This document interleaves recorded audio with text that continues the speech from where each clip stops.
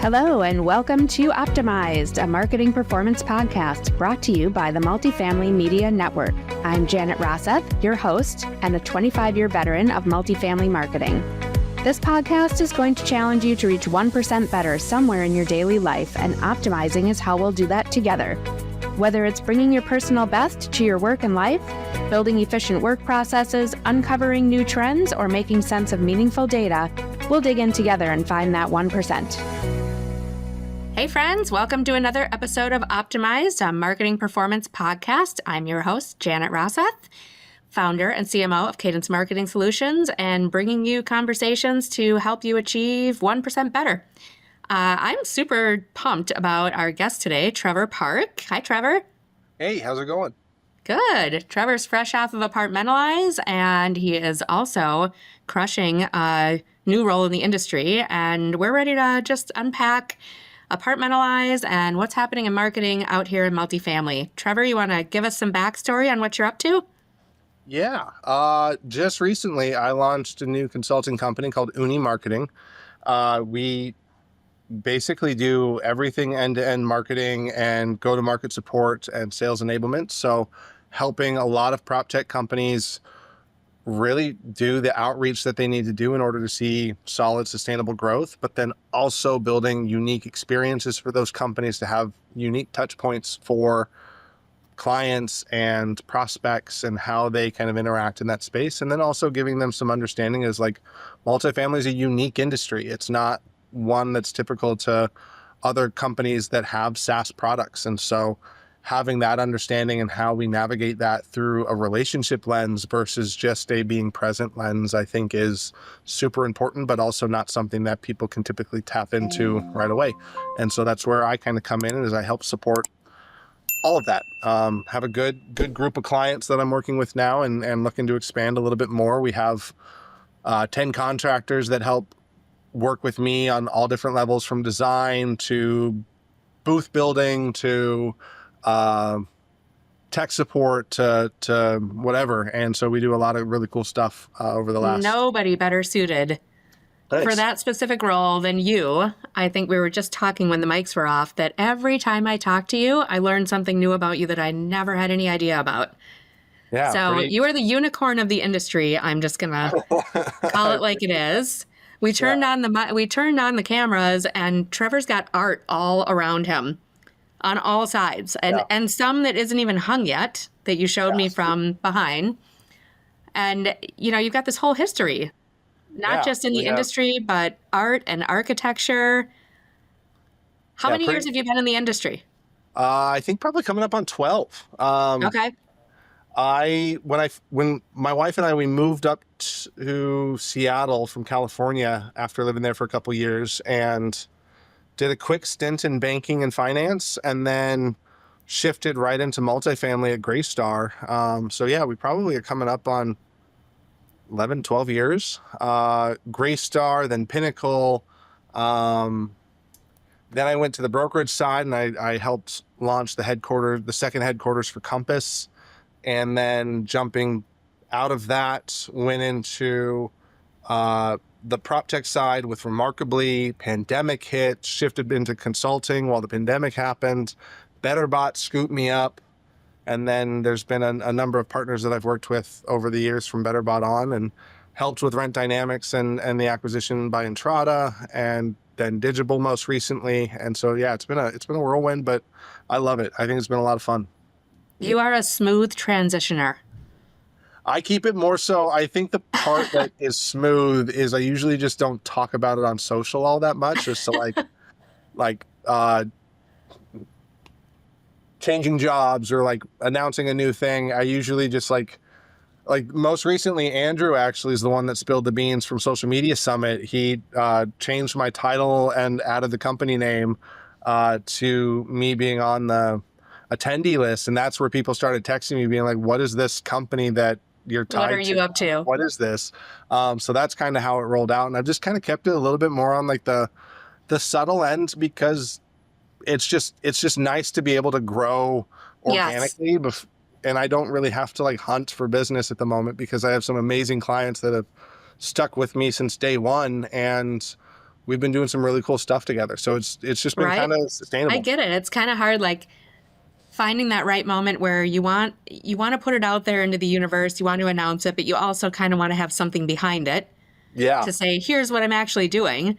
But the exactly. second you get something behind it, all of a sudden you're buried. Yeah. Well, it's also it's kind of like I feel very sensitive to it in the sense that like Uni is like a nickname that I grew up with from my mom, and so like I had people asking like why that name and that stuff, and I felt myself getting like super defensive and be like, because it's mine. Oh, But it was like I love that yeah, you're unpacking it here. oh totally, yeah. Janet, yeah, I'll send you my therapy insurance. But yeah, it's just unique to like you're building something, and so you feel very possessive of it, but also defensive and Protective. You're yeah, very protective. protective. And so Yeah. I think that's where it's just like I don't want to talk about it too much because then it almost makes it You don't want to jinx it. real, and then it turns it into a job. And right now I'm just having a lot of fun. Like Yeah. for NAA this year, I built a self-sustaining coffee company for Union. We built a booth, we built a coffee cart, we had espressos being pulled, and then we leveraged their AI to do their ordering That's system. so fun. It was so fun. We're going to get into all of that, talking about so your fun. hot takes from Yeah. the Apartmentalize conference, but I'm just going to be the good host and say congrats. Thanks. And I'm really glad that you named it something that's really personal. Thank you. Because that breathes longevity into it. I think right? so. Yeah. I remember going through that, naming my company as well, and I chose Cadence Marketing Solutions because running was really personal to me. And Cadence is all themed on running, and I felt like if I put this out to the universe, I cannot let it drop. I can't let it fail. It's my baby. I have to protect it, right? And that's probably how you feel too.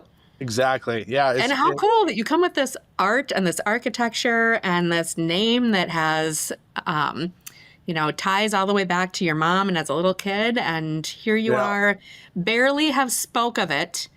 And when it does get announced to the industry, you're already 10 contractors deep and how many clients? So fantastic. Yeah. Kudos to you. Good fun. Thank you. Yeah. All right. Should we get into some fun here? Let's jump in. I think it's going to be Let's talk Apartmentalize. We're a couple weeks out. People are just getting the posts on LinkedIn apparently because everyone's talking about how the posts are 2 weeks old, right? So yeah. Yeah, the algorithms are acting weird on LinkedIn. I was seeing stuff for people that are attending NAA as if it's like their next week. I get so frustrated. I was kind of feeling good about it though because I kind of took a 2-week hiatus. I just had stuff going on and just didn't have a whole lot to say at the moment. And when I came back and saw that, I was like, well, perfect. Everybody's getting 2-week-old posts and I'm just coming back. So here we go. Love it. All right. Hot takes from Apartmentalize from Trevor Park here. Tell me what stood out on events. Let's start with events. What stood out? So there were a couple really cool events that I think had some good buzz around them. The first I want to highlight is what Venn is doing with their inner circle. Like Sydney built just an absolutely incredible event that I think kicked off in New York the first time. And then she had another one at beautiful penthouse view in Vegas. And that was it was very widely attended from some leaders. And then the after party was wonderful. That was probably one of my favorites, just like hearing about what the conversations that took place, I think were really interesting. I'm so intrigued by those types of events too. And I've been kind of watching those that she posts about. I think people really want to be part of small groups and conversation more so than just a post and a response and a post and a response, but actual conversations. And it's nice that they all, like, it's not just a bunch of people. Like, I think one of the things that I've noticed about some of those groups is it's like the ecosystem that they're a part of. And so you get a lot of the same conversations as to what they're all building together. Whereas with Venn, not everybody's connected in their ecosystem. And so there's a lot of outside perspective that's being brought into this. There's a lot of operator perspective as well as vendor perspective. And I think the balance that she's struck is just really solid. So like that kind of stuff, I think is really important to continue those on. And I'm excited to see more of those happening. There were a couple smaller ones that took place as well that were like very like 10, 15 people tops. And so I Yeah. think those are going to be great moving forward too. What other events? Any other events? Podcast Palooza was massive. Put on by the Multifamily Media Network, who Yeah, hosts this podcast. It was. exactly. So I I had think, FOMO missing that. I had major FOMO missing it because it was packed last year. yes, I would say the part that I would probably change about that is having the podcasts live at the kickoff of the event. Probably like, I don't know how to fix that. I like, because Mhm. the part that we ran into, and that was something that like Eric was calling people out on stage. It's like, hey, if you're going to be talking the whole time, you need to move over to the talking corner, basically. And so Yeah. that would be the only thing that I would try and figure out how to adjust so that the people that are there for the sessions and like listening to the content can actually hear. But outside of that, like, we were front row, so I wasn't missing a beat of what was being said, and there was some really cool conversations happening. Um, Daniel Polino and Ethan Lacey were talking AI that I thought was really, really interesting as well. Like they had a really hot take on there that I think I'm hoping that they'll share that out because that was some really interesting stuff. And then just the whole structure of it, I think there was just massive amounts of people talking and hanging out, and there was really good conversations just throughout. So that was a really good favorite of And the mine. cool thing about that event is that it kicks off as people are just arriving to town. Yeah. It's not after a day where you're tired from the conference already. It is the start to the conference and such a great place to go and chat with people and meet new networks and hear the conversations that are just really surfacing, and then go hit the sessions and the trade show floor and learn everything you can. Exactly. Yeah. So that was really fun. Outside of that, like the Ludacris concert, I heard great things about. The part that I question on the Ludacris concert from the vendor perspective is where's the ROI in that component? Yeah. Because like at that point, you're just slapping a logo next to the Genesis Club and you're getting some tickets. Like Right. Everybody loves a good concert, exactly. but it's also nice to be part of the conversations that are happening and really build those networks. Yeah. So I think there's definitely a balance that needs to be struck as to like, you're building a great experience, but then is it also driving the impact that you're wanting back to your company? And the Ludacris concert, while I think was incredible from an experience perspective, same thing as the Kenny Chesney, like those two big concerts, don't know if it drove the ROI that those companies were hoping for, or if there's even a way to tie that back into a tangible, but cool concerts overall. Like definitely something that I think was really fun to watch from social. I left early to head back to my sister's wedding, and so I missed both of those, but it was definitely, from what I saw on social, was a great attendance. Yeah. Yeah. And sometimes when it's vendors that already have really great relationships with the people that they're taking to those shows, the relationship's already built. It's almost a good faith offering of, let's go out and do something fun. Yeah, exactly. I know in past years when I've been at conferences like that and I've gone to concerts like that, it's generally with vendors that I've already known really well. I already have a great relationship with my rep. I already know the brand really well. I don't necessarily need to be educated, but I sure appreciate the opportunity to see a show that I wouldn't have seen. So true. Yeah, that reminds me that one of my favorite ones was a Macklemore Kesha concert that I went to. I bet that was fun. Oh, it was so much fun. It was back in the Rent Path days with Lucas and Jesus, and that was just fun. Rented a bus from AIM, went down to, I think it was like near San Diego. It was like we saw the Mexican border from the venue. Oh, so wow. I don't know what the venue name was, but we saw the border and like the fence and everything, and it was a beautiful concert. So that was Sometimes definitely it's also the opportunity to network with other clients of theirs. yes. Yeah. It's not necessarily about the vendor that took you, but the people that you meet that are in the same position you are. Yeah, so true. Yeah. Hot take that I do have though is Vegas conferences need to stop. Oh my gosh. How many this year? Yeah. How many conferences are in Vegas this year? There's what is it? The Advocate one at the start, the annual. Yep. Retcon. There's NAA. There's Blueprint. There's OpTech. Yep. I'm sure there was one more. MFE. Yep. Yeah, it's too many. You and I were talking off camera about this a little bit, and I am not a Vegas girl. I Yeah. gotta have some grass and trees, and a mountain or a beach is always nice for me too. Yeah. But Well, I it's came just home about from walkable. one conference in Vegas this year and felt like I had to go stand in the grass in my yard and just get Yeah. grounded. Yeah. It's Too really much tough. electricity. Way too much. And I struggle to think that, like, other than the concerts that were hosted, there's some cool spots for dinner and that kind of stuff, but it's also really tough to plan dinners with people when they're all being pined over and trying to capture their attention. So a lot of people I talked with, like, they went to dinner solo and then they ended up at a networking thing. So Yeah. I would like to see us move away from Vegas for a while. I'm excited about New Orleans, but I'm also nervous about New Orleans in the summer because of the humidity and the heat. It's gonna be hot. It's going to be very hot.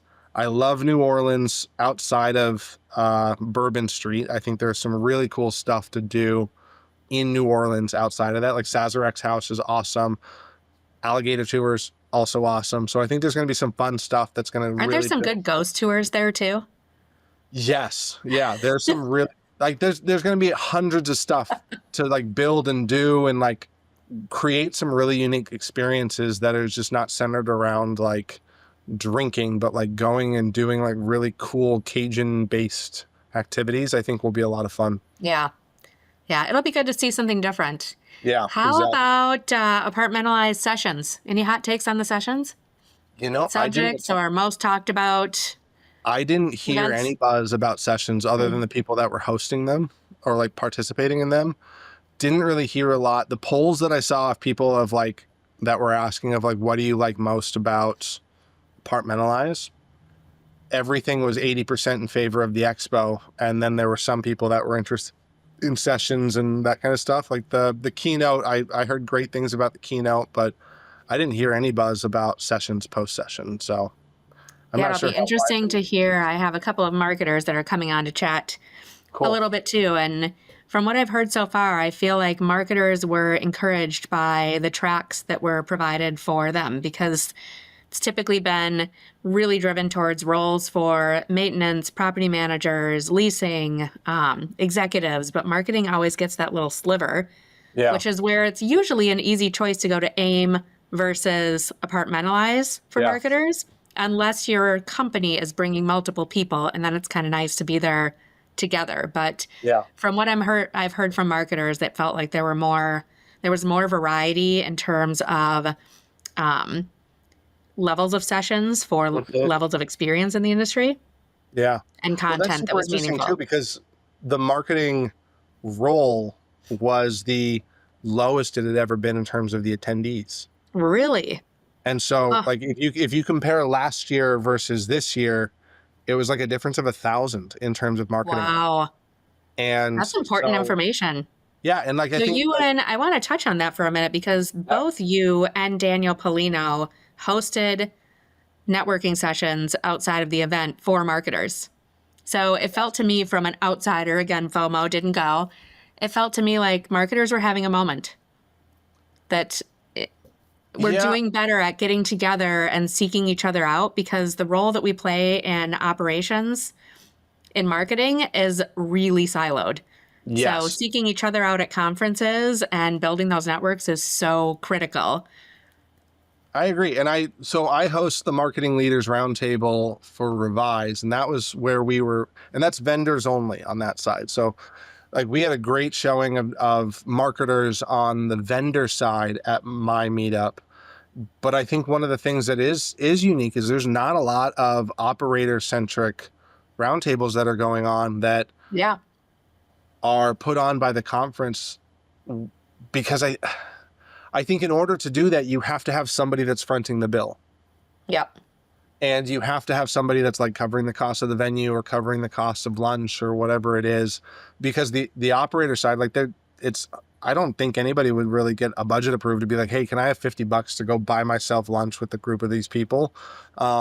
So I think that would be something that would be a really unique thing. And to some degree, that steals the whole organic feel of it. Totally. You know, we host the Cadence Run Club at Cadence Marketing Solutions, and it's grown to 100+ really dynamic marketers, ideal members. They're hungry, they're humble, they're smart, they're willing to come and share. But when we go to events and conferences, we find each other organically and we That's attend cool. things together.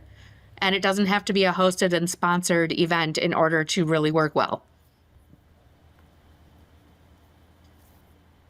So tell me what happened at your roundtable event with the Revise group. I want to be the operator with the ear to the ground on what marketers within PropTech vendors and suppliers are talking about. What's high on your radar?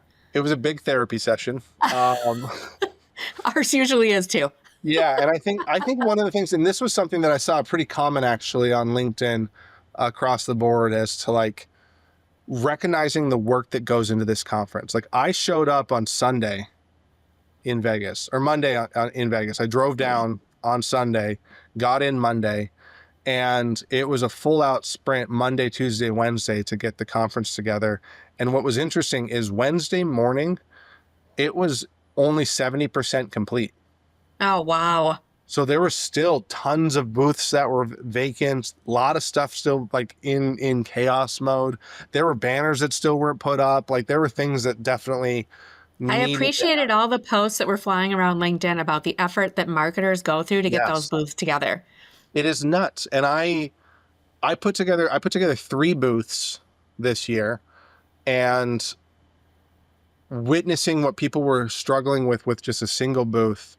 I would never wish 3 booths on anybody moving forward, but like even just the single booths that people were putting together, I saw somebody that was single-handedly trying to put together a 20 by 20, and they were assembling furniture. They had like massive drills. They were trying to lay out carpets. They were trying to hang lighting. They were trying to decorate it. I felt so bad. Like their team got waylaid or something like that, but they were just themselves for 3 days straight, setting up a 20 by 20 booth, just using it. So how do you optimize if you're going to have a presence at Apartmentalize? Yeah. You helped how many clients have an engaged presence there? How do you differentiate? So there's two sides of this. One, to optimize, you really have to think strategically as to how you're getting all your stuff there. And I would recommend working with a company that is contracted with the union that can bring stuff in without paying union fees. And so that part definitely saves a lot of money. The other option is just sheer sweat equity into it. So hiring somebody. And when you say sweat equity, I saw so many posts about there not being air conditioning because the loading doors were all open. Yes, but and that's also that like takes into 104 degrees that the first day. Yes. Things that just are not thought about from a conference perspective is to like, yeah, the loading doors are going to be open the whole time because things are getting loaded in. So the AC is not going to kick on, but there's also no central ventilation to help circulate the hot air out. So yeah, it was sweltering. So that part, I think from an optimized perspective, I would say thinking about where you can cut costs and getting your stuff there is super important. Like so what do you think really landed well in terms of vendors and suppliers being able to engage and activate their brand in a way that really brought some ROI? Yeah. Because it's getting harder. And I see a lot of people getting really creative that it's not necessarily all about the booth and the trade show floor. Yeah. So I would say the advanced marketing is definitely the biggest hit. So with like, let's take Union, for example. We did a lot of marketing up front, talking about how you can order coffee through their AI. And then you show up to the booth and then you engage with the AI. And then you order your coffee. And then there's Ethan, the founder, ripping espresso shots for you as you're like. That's incredibly cool. So I remember really Apartmentalize last year in Philly trying to get a Starbucks next door. Oh yeah. So that was actually how many people were in there? Ethan's thought process. He's like, how do we make this easier for people to get good quality coffee? So that was a really fun experience to think about, but it took a lot of advanced marketing to get people aware of what was going on with that. But I think it's also like knowing the audience and knowing who's going to be there and if that actually fits your target audience. So if we see a similar decline in marketing attendance for Apartmentalize next year, I would say that we're going to see a huge drop off of marketing specific vendors. Which It's would be sad. very sad. And I think that's also, it's tough because the trade show as it's laid out, it's first come, first serve, and it's in waves. So the people that spend the most money with Apartmentalize get first dibs. And then it works its way down to open to anybody. As that happens, you basically see this, like wherever the point of egress is for this trade show, and then it just balloons out. And so as you get to the wings, those are the people that didn't get first pick or priority and also don't have the biggest budgets to be closer in. And I would say, like, from a foot traffic perspective, don't count on Apartmentalize to have a lot of good people walking past, because if you have a big vendor that you want to meet over in the hundreds and the vendor that's over in the 3,000s also would be a great fit for you, you're not walking all the way over there. It's tough to get all the way over there without getting stopped or running into people you know. Yeah, or puppies. Yeah, you need puppies. That's the hot take. If you don't have puppies at your booth, don't bother showing up. Or coffee or puppies. Yep, coffee or puppies. But I would say that, like, if Apartmentalize can figure out how to, actually, this was Greg at Switch. We were on our Apartmentalize debrief. He had a really cool idea that if Apartmentalize or OpTech decided to break up the trade show floor by vertical of solution. So, like, if you're a marketing solution, you get the 100s to 300 block, and everybody gets a 10 by 10 or a 10 by 20. Nothing big and fancy. Like, the footprints that Apartmentalize or that Entrada, RealPage, Yardi, Apartments.com, like, they had some massive footprints. So if you can, like, streamline that and get these, like, pockets to where this is the marketing corner, this is the PMS. That would be amazing. It would be so much easier. We'd see all our people over there. Yep. Yeah. So I think that would be something that would be really unique to really understand how we can better shop for products. Because right now I'm trying to think, like, there seem to be a lot of more organic solutions being searched out by suppliers who have marketing budgets. They're looking for the more regional opportunities. They're doing the meet and greets back out on the road. But the associations, it's getting more organic. I don't think the associations are the way to go for those. I think it is really thinking about, like, hey, I'm popping over to Chicago next week. Let's meet up. And, like, those kind of quick pop-ins. Right. You could take the apartment. Get Zuma, who rented an RV and cruised the nation and popped in on various markets and created a huge amount of conversation. Totally. I mean, I attribute my favorite road show was the Knockstar one, where Dimitri at Knock took his RV from Seattle, and I think he went all the way to Florida. Wow. And that one was like the original RV trip, I think. And he did the same kind of stops, but it was more of like, hey, I'm popping into this city at this date. Here's my concert tour schedule. Right. And he did pop-ins, and I want to say that was probably, that was before the pandemic. So it was a busy one for him, but it was really cool. And then you think about that before the pandemic even, or just go 8 years ago, it would have been so much more difficult to achieve without LinkedIn and the social channels and the marketing tactics we have available now to pre-market those areas. 1,000%. I want to know how many episodes Shiv was able to do while on the road, because he closed up his RV a couple months ago, and I'm still seeing posts and podcasts that are rolling out where he's in the RV still. So he's probably easily 2 years worth of content from that thing. It was brilliant, and I'm also not going to say it was probably without a little blood, sweat, and tears, right? I love the behind the scenes that he would share. Like when the RV broke down, or like it was too hot for them to stay in the RV, they had to stay in the hotel.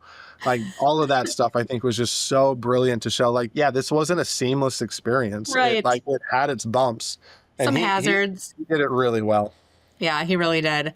Let's talk for a second about, you've talked a lot about pre-marketing for the event and for the trade show floor. What about post-marketing? Yeah, What should be happening now as a result of all of that blood, sweat, and tears and cash to be at the event? I mean, I would say the amount of emails that are happening to build up awareness for the conference need to triple at the end of the conference. Because you have follow-ups for people that came to your booth. You have follow-ups for people that you met with.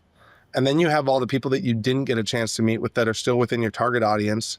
Like, each of those need to have their own track of outreach.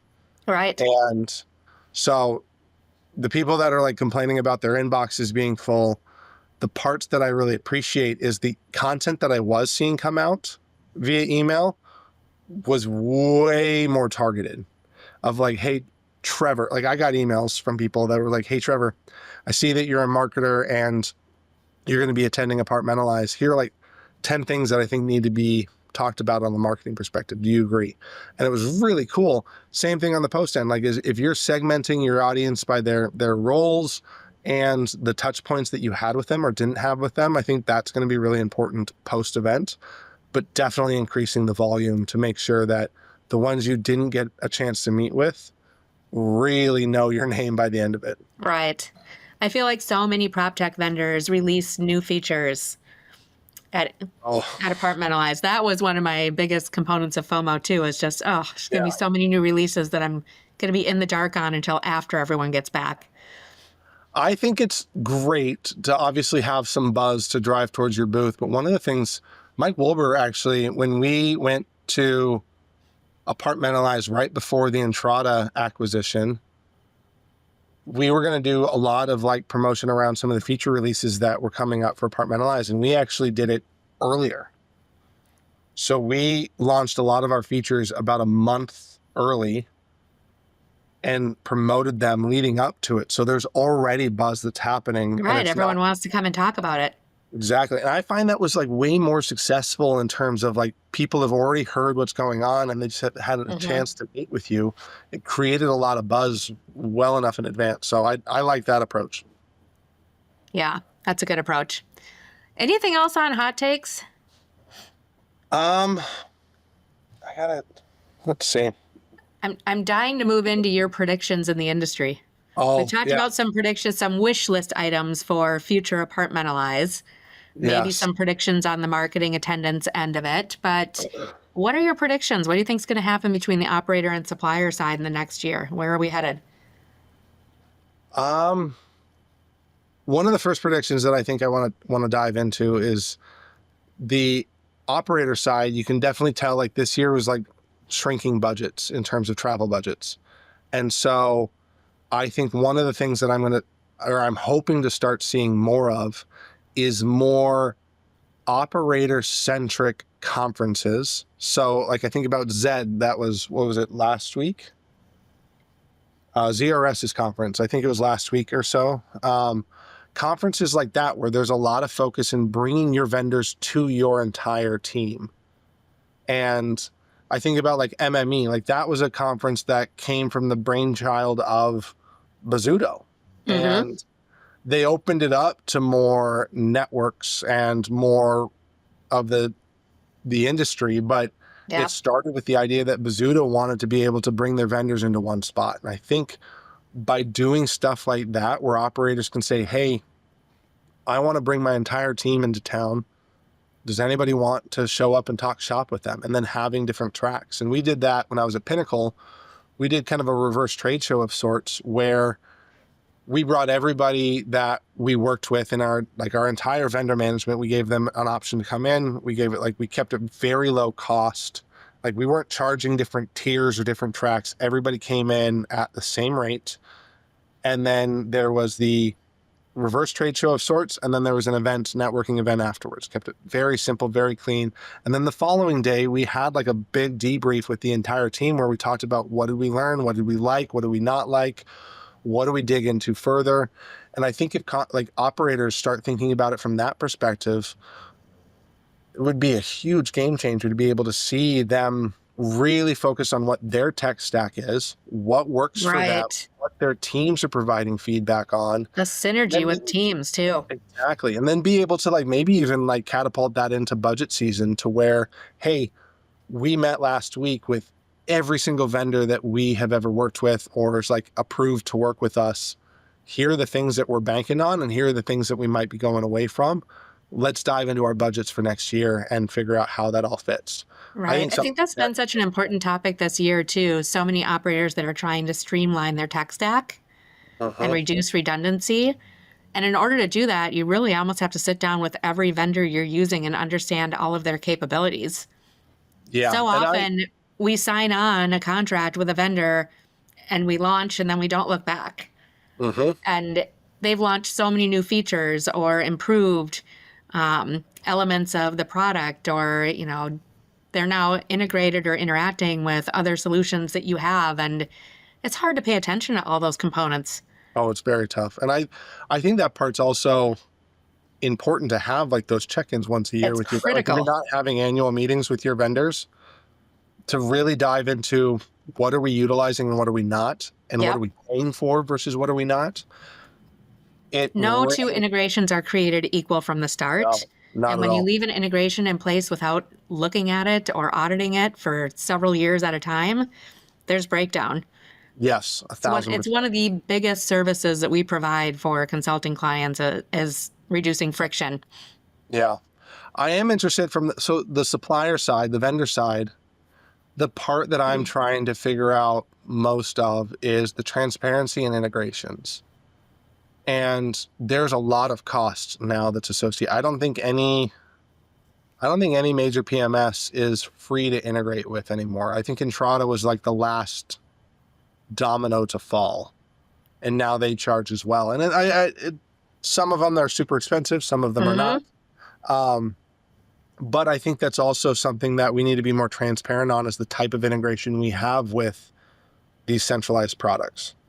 I agree. And is it you're running like a report from Yardi that gets sent to an email that then gets downloaded and uploaded into the system so you see it real time? Like that kind of stuff I think we should be aware of, because like if that report breaks or if that report's inaccurate, that changes what the integration is. But it's also just nice to know, because like I wouldn't force my vendor to spend tens of thousands of dollars on an integration prior to me rolling out with them if their workaround works. Like if the workaround works, I don't care. Right. And but you're right. I mean, there isn't really, from what I know, maybe you know better than I do, but is there any sort of a health report that comes out of property management software and, you know, reports back on a regular basis on the health and connections of all of your integrations? Probably not. Yeah. And I think that would be amazing to be able to actually see where there's a breakdown. Like we all load it on our computers, right? You load McAfee or whatever your system's going to be, and it flags you every morning on where you've got problems in your system. Yeah. I also do think though that we've built our centralized ecosystem based off of the wrong touch point. So like we have property-centric data, not company-centric data or even resident-centric. 100%. And so I think that's also something that's really unique. And Josh, I think had mentioned, Josh Widener, I hosted the PropTech 365 a couple weeks ago, and Josh had a really good point that he is really thinking about like this resident-centric approach as to like, okay, a resident applies at property A, they move in, they live there for a year, but then they want to move to property B.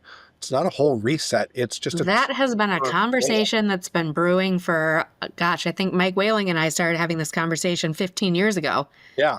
So I think there are so many portfolios that are regionalized and have the capability of really being renter-centric from a prospect and a resident standpoint, geographically, even across the nation. And we just don't have the technology behind it. No. And but that's where you run into hazards, is being able to, that's my prediction, that we're going to get a whole lot better at that in the next couple of years. Yeah. I think that is definitely, if you are on the operator side, a trend that you really need to jump behind quickly is how do you make sure that your resident is always tracked. Because at some point your resident's going to move out, they're going to move to a different property, but they might come back. And how do you make that experience as seamless as possible? Oh, you bring up their pre-existing renter history that you had with that. Because like, what happens if that changes hands? Is it tied to the owner level? Is it tied to the property level? Is it tied to the management company level? And I think that's where, if you can have more access to the resident data and own that in a clear fashion, that's going to give you a lot more power in the industry. Right. I agree. That's a good prediction. All right, Trevor, I have one last question for you. Yes. I ask every single one of my guests this question because it's called Optimized, the podcast. How do you personally optimize so that you bring your best to every single day? I use ChatGPT a lot. Like, that's my go-to. But when I sit down at my desk, I open up ChatGPT, I bring up the voice version of it, and I have a lot of different pockets of like projects in there. And so it's also integrated with my calendar. So every day my calendar gets sent to ChatGPT. And then I ask him, like, what's my day look like today? What do I need to work on? What's my to-do list? What are the things that I need to prioritize today? And then it asks me some questions. It's like, okay, well, how long is it going to take you to put together a sequence for XYZ company? I'm like, oh, it'll probably take me an hour. Awesome. We're going to crank that one out first. And then when you get done with that, you're going to jump into this meeting, and then you're going to jump into that meeting. I see that you didn't block any time out for lunch, but you have a portion in here for lunch, and then maybe go do your workout. And so like today. That's amazing. My day was packed. And so this morning it was like, okay, if this meeting gets done early, you're going to go inside, you're going to change some laundry, you're going to get some lunch, and then you're going to come back and you're going to get ready for your next meeting. And then ChatGPT is able to literally tell you that. It's awesome. It's awesome. I need to figure this out because I am telling you, Trevor, I talk to ChatGPT quite a bit throughout the day, but not using a voice activated system. I literally am like, hey, bestie, here's what we're working on today. Yeah. So I upload everything every morning to ChatGPT, my to-do list that I do at the end of the night. And so at the start of the day and the end of the day, I talk with it. And then between that, it's just like texting on projects and whatnot. But start of the day, they get a calendar upload, they get a to-do list upload, and it's pretty much the to-do list that I make at the end of the day. And then I talk with ChatGPT of like, hey, I wasn't able to get to this meeting went long, and so I had to push this back. I need these proposals done still, whatever. And then so it helps prioritize the list for the next day. And then we bring it into the morning, spend 15 minutes tops sorting out my stuff, and then that's my day. So like right after this call, I know that I have 1 hour, like a 1 hour block that I can go work out. Nice. Then I got a dry cleaner on the way back. And then I have 2 more meetings, and then I'm done for the day. That is amazing. You are going to have to come to Run Club and teach us how to do that. Oh, it's so fun. Yeah, I will. Thank you so much for joining me for this podcast, for this time. Listeners, if you enjoyed this podcast, Trevor, tell them where they can find you. LinkedIn. I haven't been as present as I'd like to be on LinkedIn, but I'm definitely there. If you want to chat, shoot me a message in there. I'll make sure that I prioritize time. I always welcome calls. I love face-to-face time. But then I also have Revised Community. There's a great community in there of people in the Marketing Leaders Roundtable. There's also some great operator resources in there. Cadence Rud Club is another great one that I pop into on occasion. So like, you can find me pretty much anywhere. Love it. Thank you so much for being here today. Thanks. If you liked what you heard today, send it to a friend, share it, like it on the Multifamily Media Network, which hosts this podcast and many more. Trevor, I'm sure I'll see you somewhere, maybe not Vegas this year, but at another conference. Yeah. Thanks again for being here. Thanks a bunch. Bye. Thank you for taking the time today for this session. I hope you found a bit of inspiration and wisdom to optimize your performance. If you enjoyed today's episode, don't forget to subscribe, like, leave a review, and share it with your network. And remember, this podcast is proudly brought to you by the Multifamily Media Network, your trusted source for stories, trends, and insights in multifamily living. If you're a marketing influencer, be sure to check out Cadence Marketing Solutions at cadencems.com. We've made it our mission to support marketers and lead you to the voices, resources, and tools that impact your success in this fast-paced industry.